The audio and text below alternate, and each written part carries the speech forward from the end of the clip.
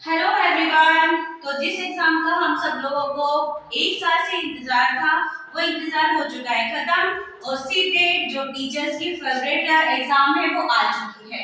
अब यहाँ पर मैं आपको कुछ इन्फॉर्मेशन उसके बारे में देने वाली हूँ कि उसके एप्लीकेशन फॉर्म कब से सबमिट हो रहे हैं और कब तक सबमिट होंगे।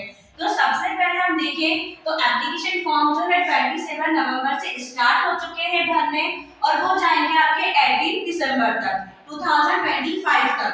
इसकी एग्जाम डेट जो है वो आप लोगों को मैं बता दूं, स्पेशली एग्जाम डेट है 8 फरवरी 2026 और पेपर कितने होने हैं, सेम वही पेपर्स पे पेपर होने हैं 1 एंड 2। 1 होना है for the first to fifth means की प्राइमरी सेक्शंस के लिए और जो सेकेंड पेपर होना है वो होना है 6th टू 8th के लिए जो कि होगा हमारे एलिमेंट्री लेवल के लिए।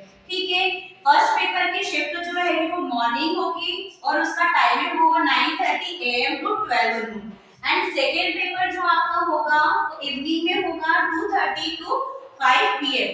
इसके लिए आपकी जो सिटीज है आप जिस भी स्टेट में रहते हैं उसके अकॉर्डिंग आप लोग फॉर्म फिलअप कर सकते हो। 132 सिटीज इसकी एग्जामिनेशन फी दी हुई है। उसके बाद आता है मेन कंसर्न जो है फीस। फीस क्या है, कैटेगरी वाइज फीस जो पहले पैटर्न में थी वही की वही अभी है, ओनली फॉर 1 और सेकेंड पेपर। यदि आप 1 और केवल 1 या 2 को पेपर को देना चाहते हैं तो उसके लिए फीस रखा है स्टेट ने 1000 रुपी। और जो आप यदि दोनों पेपर्स के लिए देना चाहते हैं, फर्स्ट एंड सेकेंड दोनों पेपर्स के लिए देना चाहते हैं तो उसके लिए है 1200 रुपए for the general and OBC non creamy layer जो होते हैं उन लोगों के लिए ये है 1200 रुपी। देन उसके बाद आती है बात एसटी एससी और डिसेबल पर्सन्स की कि उनके लिए कितनी फीस है। तो ओनली फॉर 1 पेपर, या तो 1 पेपर देना चाहते हैं आप या सेकेंड पेपर देना चाहते हैं तो उसके लिए 500 रुपी। और यदि आप दोनों पेपर देना चाहते हैं और आप एसटी एससी और डिसेबल पर्सन्स की कैटेगरी को बिलोंग करते हैं तो इसके लिए आपको पे करना होगा 600 रुपी। यहाँ तक बात हुआ।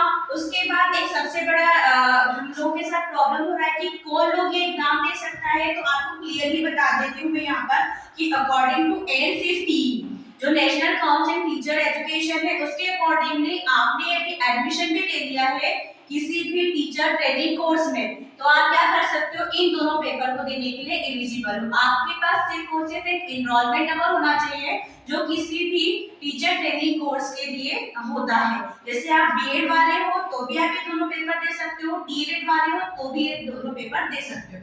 बस एक और जो सुप्रीम कोर्ट का जो डिसीजन था उसके अकॉर्डिंग आप लोग एलिजिबल नहीं होंगे जब भी कोई वैकेंसी फुलफिल होती है उसके लिए आप फर्स्ट वाले पेपर के लिए एलिजिबल नहीं होंगे।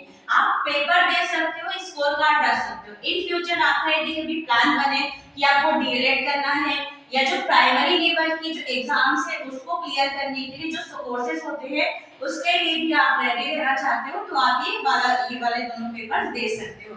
बाकी है रही बात सेकंड पेपर, तो सेकंड पेपर जो बीएड वाले हैं वो इजीली दे सकते हैं और जो फर्स्ट पेपर है वो भी बीएड वाले दे सकते हैं। साथ ही साथ ये दोनों पेपर भी बीएड वाले दे सकते हैं। बस आपको ध्यान ये रखना है कि जब आप लोगों को कोई वैकेंसी फुलफिल होगी जैसे कि केबीएस, एनवीएस, ईएमआरएस जो भी वैकेंसी आती है उसमें जो प्राइमरी सेक्शन होता है उसमें डीएलएड मांगते हैं तो वहां पर आपका ये कोर्स नहीं चलेगा, ये स्कोर कार्ड नहीं चलेगा। Okay, thank you for watching. This is my first vlog, ये मेरा फर्स्ट वीडियो है तो आप लोग प्लीज इसे लाइक कीजिए, सब्सक्राइब कीजिए और ज्यादा से ज्यादा लोगों के पास शेयर कीजिए। Thank you.